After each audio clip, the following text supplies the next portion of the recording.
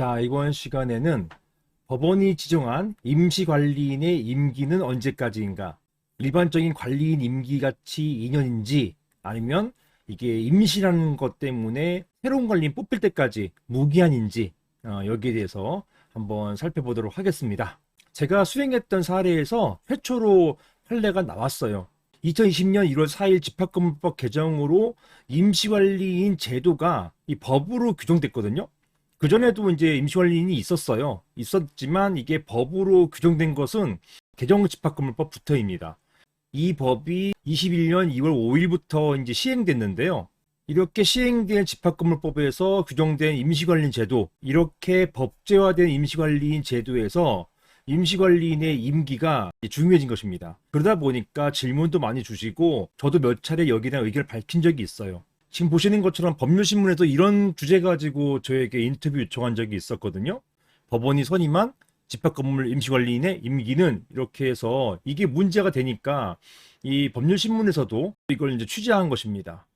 저는 여기에 대해서 이렇게 보시는 것처럼 요거 한번 기사 찾아보시면 됩니다. 제가 여기 나온 것처럼 이렇게 인터뷰를 했어요. 한번 요 기사 찾아보시면 될 것 같습니다. 이 법률신문에서 요 법원이 선임한 집합건물 임시관리 임기는 이렇게 치시면 제 인터뷰 기사가 나옵니다. 이 기사에서 저는 그 임기는 없다고 봤어요. 2년의 임기 제한받지 않는다. 임기 제한은 없다. 이렇게 봤습니다. 좀 무기한이다. 새로운 관리인이 뽑힐 때까지 일단 무기한이다. 이렇게 봤습니다. 여기에 대해서 이게 2년이라고 보시는 분도 계시고 그렇지 않은 분도 계신데요. 아무튼 저는 2년은 아니고 무기한이다. 이렇게 봤습니다. 자, 이렇게 봤는데 최근 제가 수행한 판례에서는 저의 생각과 같이 임시관리인의 임기는 제한이 없다. 무기한이다. 이런 취지로 판시를 했습니다. 관련된 사례를 제가 질문으로 바꿔봤어요. 제가 한번 질문부터 읽으면서 한번 설명을 드려보겠습니다. 안녕하세요, 변호사님. 저는 경기도 수원에 있는 주차 건물 구분 소유자입니다. 저희 건물은 오래전부터 주차장 구분 소유자와 상가 구분 소유자들 간의 다툼이 있어 왔는데요. 주차장의 경우 지분이 과반이 넘고 상가의 경우 구분 소유자 수가 과반이 넘어서 지금까지 관리단 총회를 개최해서 관리단 대표를 뽑을 수가 없었습니다. 집회에서 결의가 이루어지기 위해서는 구분 소유자 과반수뿐만 아니라 의결권, 즉 지분의 과반수도 넘어야 되는 거예요. 같이 이게 엔드입니다. 같이 넘어야 되는데 그래서 관리비 등과 관련해서 분쟁이 계속되어 오다가 결국 법원에 임시관리인 선임 신청을 했습니다. 이게 개정된 집합건물법 시행, 즉 2021년 2월 5일 이후에 바로 제가 권해가지고 이거 신청했어요. 신청해가지고 법원으로부터 구분소유자 한 명이 임시관리인으로 지정되었습니다. 이게 법 시행 초기에는 구분소유자 중 한 분으로 이렇게 해주기도 했어요. 하지만 지금 이제 법 시행 이후로 한 1년 지났거든요. 그러다 보니까 이게 어떤 구분 소유자를 임시관리인 뽑아주다 보니까 또 이제 자꾸 분쟁이 생기는 거예요.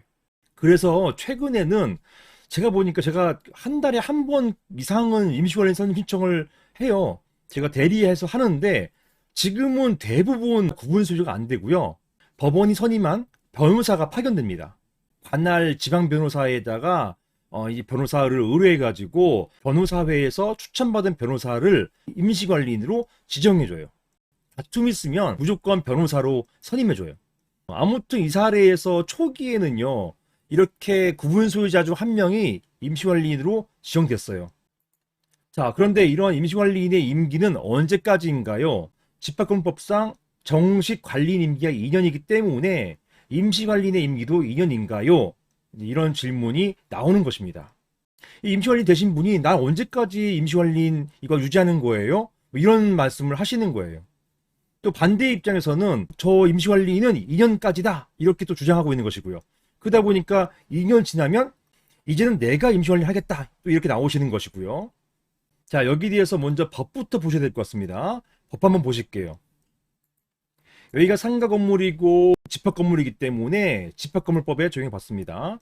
집합건물법 제24조에는 관리인을 선임하게끔 돼 있어요. 제가 몇 개 조항만 이렇게 올려놨는데요. 보시는 것처럼 구분소유자 10명 이상일 때는 관리인을 선임해야 되는 의무가 있고요. 그 다음에 관리인은 구분소유자일 필요가 없다. 그리고 자 보세요. 그 임기는요. 2년의 범위 내에서 규약으로 정한다. 즉 맥시멈이 2년이에요. 따라서 2년 이상일 경우에는요, 2년까지만 유효해요. 이걸 강행 규정으로 보고 있습니다. 제가 받은 판례에서 규약으로요, 임기를 4년으로 정했어요. 4년으로 정했는데 판례는요, 이거 부정하고 2년까지만 유효하다. 2년만 유효하고 나머지 2년은 무효. 이렇게 보았습니다. 이게 제가 받은 판례예요.